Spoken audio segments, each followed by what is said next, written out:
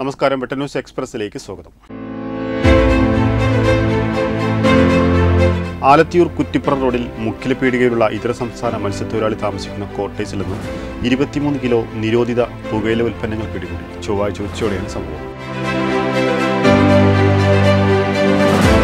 ആഴക്കടലിൽ കണ്ട ഇതര സംസ്ഥാന മത്സ്യത്തൊഴിലാളിയുടെ മൃതദേഹം പുതുച്ചേരി സ്വദേശിയുടേതാണെന്ന് തിരിച്ചറിഞ്ഞു. കഴിഞ്ഞ ദിവസം ഇവിടുത്തെ മത്സ്യത്തൊഴിലാളികളാണ് ഉണ്ണിയാൽ ഭാഗത്ത് മീൻപിടുത്തത്തിനിടെ കടലിൽ മൃതദേഹം കണ്ടത്.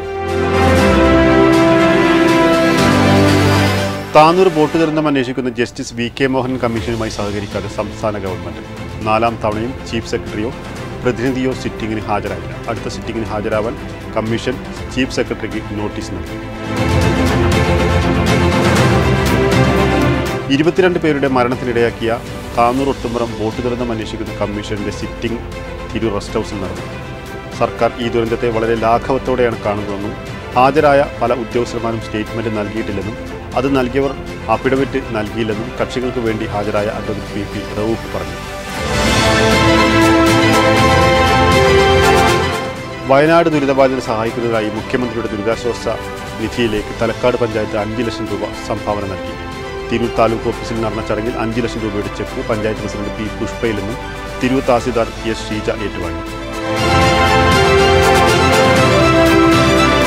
കേരള സംസ്ഥാന മൊബൈൽ ഫോൺ വ്യാപാര സമിതി വയനാട്ടിലെ ദുരിതാശ്വാസ ക്യാമ്പുകളിൽ കഴിയുന്നവർക്ക് മൊബൈൽ ഫോണും സിമ്മും നഷ്ടപ്പെട്ടവർക്ക് സൗജന്യമായി മൊബൈൽ ഫോണും സിമ്മും അനുബന്ധ ഉപകരണങ്ങൾ നൽകും. സംഘടനയുടെ സംസ്ഥാന ഭാരവാഹികൾ റവന്യൂ മന്ത്രി കെ രാജനുമായി നടത്തിയ ചർച്ചയിലാണ് തീരുമാനം. താനൂർ കസ്റ്റഡി മരണക്കേസിലെ പ്രതികളായ പോലീസ് ഉദ്യോഗസ്ഥർക്ക് ജാമ്യം ലഭിച്ചു. അന്വേഷണം തുടങ്ങി 90 ദിവസം കഴിഞ്ഞിട്ടും കുറ്റപത്രം സമർപ്പിക്കാത്ത സാഹചര്യത്തിലാണ് എറണാകുളം ചീഫ് ജുഡീഷ്യൽ മജിസ്ട്രേറ്റ് കോടതി ജാമ്യം അനുവദിച്ചത്. തിരൂർ ചമ്രവട്ടം പാലം അപ്രോച്ച് റോഡിന്റെ കുഴികളടച്ച് വിഖായ പ്രവർത്തനം. SKSSF ആലത്തിയൂർ എടപ്പാൾ മേഖലയിലെ വിഖായ പ്രവർത്തകരുടെ നേതൃത്വത്തിലാണ് പാലത്തിന്റെ ചമ്രവട്ടം ഭാഗത്തുള്ള അപ്രോച്ച് റോഡിലെ കുഴികളടച്ചത്.